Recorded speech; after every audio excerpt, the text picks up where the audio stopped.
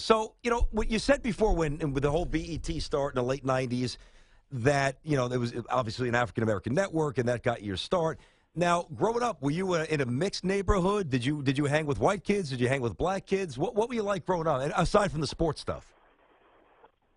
I grew up in a trailer park Wow, right okay. outside of right outside of Cincinnati, Ohio. My high school was we were all white. So only we had to play black high schools in sports, which was something else in itself. Essentially, you're all white farm school, Yeah, and you got to go to inner city schools. yeah. They should do it. ESPN should do a documentary on that. Mm-hmm. Of how we would just be like in awe, like, oh my God, everybody can dunk on their team. This is crazy. It's funny, Gary. I remember my freshman year in high school. The name of the school is irrelevant, but if anybody, LaSalle in Manhattan, right? And this is the basketball team.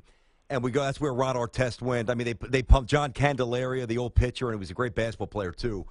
They just pumped out great teams, and they had this little tiny gym, right? And we rolled in. Our best player was black, but everybody else on the team was white. And we're on the layup line. You try to look cool and polished, raining the jump shots. And it was one of these courts that was so small where there was no room from the baseline from the beneath the basket to the wall.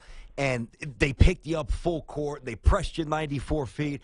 I remember saying to myself, dude, I don't even want to play. Like, I just want to look good on the layup line and then sit on the bench for 40 minutes in my warm-ups. What am I going to do today? I can't play against these guys. I remember saying that. I was the same way as you, man. I was like, you just gotta. I call it fake intensity. Yeah, You gotta act like you're all ready to play, but deep down you're like, look, I don't want no part of this. Yeah.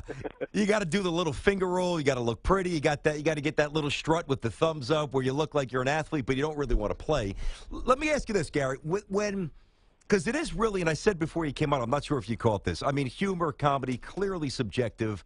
And that goes without saying.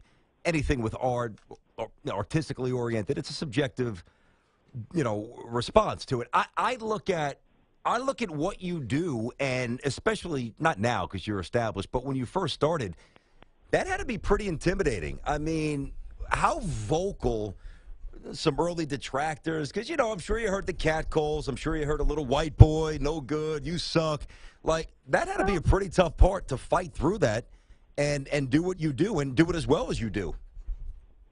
Well, I'll tell you how I started doing the urban rooms, the black rooms, was I was in the military, and I was like, I want to do stand-up, and I would tell my military buddies I want to try to do stand-up. I could only get up in the mainstream room maybe once a week if I was lucky, maybe once every other week.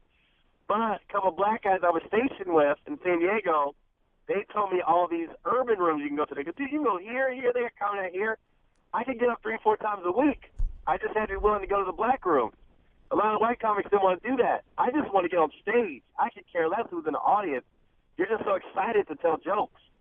So that's how I got started with the urban room, so to speak. Mm-hmm. And I think any stand-up, regardless if you start in the mainstream room or the urban rooms, I mean, it's going to be rough at the beginning because you don't have the time on stage.